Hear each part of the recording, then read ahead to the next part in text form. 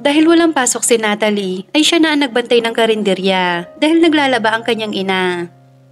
Sakto namang napadaan doon si Eric, kaya tumulong na ito dahil may mga customer. Nang mabigyan na nga nila ng pagkain ng lahat ng customer, ay humila ng isang silya at tumabi si Eric kay Natalie. Sabi ko na ikaw yung kanina ko pa naaamoy. Pagbibiro ni Natalie. Oy, anong naaamoy ka dyan? Ang baho ng kilikili mo, amoy paksiw. Eric naman, lumayo ka nga sa akin. Maligo din kasi minsan. Yabang nito, amoy paksiw daw kilikili ko. Baka yung kilikili mo amoy adobo. At least mabango, nakakagutom. Oo, mabango nga at nakakagutom. Ang itim naman. Aba, kahit magtinginan tayo ng kilikili, maputi yung akin. Baka sa'yo maitim, ang baho talaga. Lumayo ka nga sa akin. Sira ulo to, wala akong putok ha. Tsaka kakaligo ko lang. Sabay kabig niya sa ulo ni Natalie at isinubsob sa kilikili niya. Yahak! Eric, ano ba? Pagpupumiglas nito. Ayan, pagsawaan mong amuyin. Saad ni Eric at nang mag-angat nga sila ng tingin ay bumungad sa kanila ang nakapamaywang na si Francis. Dahil sa pagkagulat ay agad na tumayo si Natalie at tinabig pa si Eric. Aray, Nats ha? Mahal, nandito ka pala. Kanina ka pa? Pero hindi kumibo si Francis at seryoso nakatingin sa kanilang dalawa ni Eric. Boyfriend mo din to, babe? Sabay turo ni Eric kay Francis. Anong babe ka dyan? Umayos ka nga, Eric. Mahal, wag mong paniniwalaan si Eric. Ani ni Natalie at lumapit ito kay Francis at humawak sa braso nito. Kasasagot mo lang sa akin kahapon tapos may iba ka na palang mahal? You hurt my feelings, Natalie. You break my heart. You sliced it to two. Pagbibiro nito. Kaya lumapit sa kanya si Natalie at binatukan nito. Abnormal, anong pinagsasabi mo? Anong ibig sabihin nito, Natalie? Seryosong tanong ni Francis. Mahal, hindi yun totoo. Nagbibiro lang siya. Kaibigan lang namin siya ni ate. Umayos ka nga, Eric. Boyfriend ko siya, kapatid ni Kuya Franco. Yung fiancé ng Yumi ko? Okay. Sibat na ako. Saad nito at nakataas pa ang dalawang kamay. Kapwa naman nila tinanaw ang pag-alis ni Eric. Parang may saltik yun ah. Saad ni Francis. Sinabi mo pa. Joke lang, ganun lang talaga yon. Akala ko talaga maniniwala kang boyfriend ko nga yung kumag na yon. Muntik na, ang sweet nyo nga eh. Buti kayo nag-aamuyan ng kilikili no? Hindi ah, isinubsob lang niya ako sa kilikili niya. Pero muling sumeryoso ang mukha ni Francis. Mahal, maupo ka nga, wag mo sabihin nagsiselos ka kay Eric. Of course not, bakit ako magsiselos sa kanya? Eh bakit ganyan mukha mo? Ikaw ba naman makita mo girlfriend mo may kaharutan? Kaharutan agad? Bibig mo mahal ha? Siguro lagi kayo magkasama. Ngayon lang ulit, tinulungan niya lang ako dahil wala si nanay naglalaba. Si Kuya Ramon naman wala din. Okay, tipid na tugon nito. Iniisip mo yata na may ginagawa ako masama kapag hindi kita kasama eh. Wala naman akong sinabing ganyan. Yun yung nararamdaman ko. Ay naku. Alam nyo ba? Pagsingit ng isang customer na lalaki.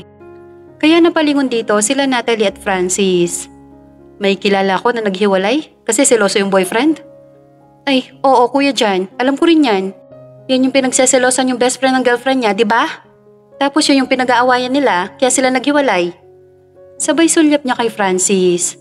Lalong nagsalubong ang kilay nito. Hindi ko naman siya pinagseselosan. Depensa ni Francis. Sakto, yan din yung sinabi ng boyfriend ng kakilala ko. Hindi daw nagsiselos, pero ang totoo, nagsiselos talaga. Sorry. Mahinang usal nito kay Natalie. Kuya Jan, yung boyfriend pa ng kakilala mo, nagsorry ba? Yun lang, hindi siya nagsorry. Buti tong gwapo mong boyfriend, marunong magsorry. Patawarin mo na, mukhang hindi naman ulit yan magsiselos. Oo Kuya Jan, pinapatawad ko na. Okay. Tapos nang usapan na may selosan, magkano pala nakain ko? Kanin, tapos sisig, tapos may soft drinks. 75 lang, kuya. Ah, libre ko na. Pagpipresenta ni Francis. Aba, ayos tong boyfriend mo, Natalie ah. Gwapo na, mabait pa. Iba talaga kapag mayaman eh. Ngumiti naman si Francis at Natalie. Tsaka dumukot ng pera si Francis, pero wala itong barya. Tig-1,000 kasi ang pera nito. Budget na ni Kuya Jan tong 1,000 dito. Saad ni Francis na lalong ikinatuwa ni Jan. Napakagalante talaga. Thank you, malaking tulong to, lalo na't mahina ang kitaan sa pasada. Hindi ko na yung tatanggihan, ha? Stay strong, lovers. Saat nito, bago tuluyang umalis. Unti-unti na ngang natapos ang mga customer at nag-aalisan na ang mga ito. Kaya naman sila Natalie at Francis na lang ang naiwan. Wait lang mahal, magliligpit lang ako ng mga pinagkainan nila at huhugasan na rin. Tulungan na kita. Tsaka nga ito nagligpit din. Hala, wag na, hindi ka naman marunong yan. Sa inyo nga may tagaligpit ka. Okay lang, kaya ko to. Tulungan na rin kita maghugas. Hindi na mahal, carry ko na to. Pero tumulong pa rin si Francis. Sa pagyuko nga ni Natalie ay bahagyang lumitaw ang cleavage nito. Kaya inayos ni Francis ang kanyang damit. Tsaka nga ito nagtungo sa kusina para ilapag sa lababo ang mga hugasin. Tinulungan nga niya sa paghuhugas si Natalie. At nang matapos sila ay hinawakan niya ang mukha ni Natalie at bigla niya itong siniil ng halik. Nagulat pa si Natalie pero hinayaan na lang niya ang ginagawang pag-angkin ni Francis sa kanyang mga labi. Tsaka niya hinaplos-haplos ang likod ni Natalie habang patuloy pa rin ito sa paghalik. At may ingat na isinandal si Natalie sa pader. Mas lalong tumindi ang kaganapan nang gumanti na rin ng halik si Natalie. Pabili po! Pabili! Sigaw ng bata mula sa labas, kaya natigil ang kanilang ginagawa. Inayos nga ni Natalie ang damit nito na iniangat na ni Francis at lumabas ito para pagbentahan ng bata. Sunod nga lumabas si Francis na napakaganda ng ngiti ng mga labi. Pauwi na nga si Eric galing nag-basketball. Sa basketball court nga siya nagtungo pagkaalis sa karinderya. Nag-iisip nga ito habang naglalakad. You break my heart? Mali yata yung English ko kanina. Dapat, you broke my heart yun eh. Siguro, pinagtatawanan ako ng boyfriend ni Natalie ko ako kanina. Dahil sa lalim ng iniisip ay napalundag nga ito nang may mahinang bumusina sa likuran niya. Paglingon nga niya ay nakapagbaba na ng bintana ng kotse si Francis. Hi, ikaw yung best friend ni Natalie, di ba? Yung Eric? Tanong ni Francis sa kanya. Naku patay, baka jombagin na ako nito ah. This is the right time na yata para mag-change ako ng name. Wika nito sa sarili. Gusto ko lang magpasalamat sa'yo sa pagtulong mo sa kanya kanina. Tsaka, sorry na rin sa reaction ko kanina. Nakahinga ng maluwag si Eric at ngumiti ito. Wala yon pre. Pasensya na rin ha? Nagbibiro lang din ako. Tugon ni Eric. Saan ka nga pala pupunta niyan? Hatid na kita. Naku, hindi na. Diyan lang naman sa store ako pupunta. May bibilhin lang ako. Sakto, doon din ako pupunta eh. Sabay ka na sa akin. Mabaho ako. Amoy pawis. It's okay. Normal umasim ang tao kapag pawisan. Pagkasabi ngang yun ni Francis ay umikot na si Eric para buksan ang kabilang pinto ng sasakyan. Sure ka ha? Okay lang sa'yo ang amoy ko? Huwag ka mag-alala. Wala ko naaamoy.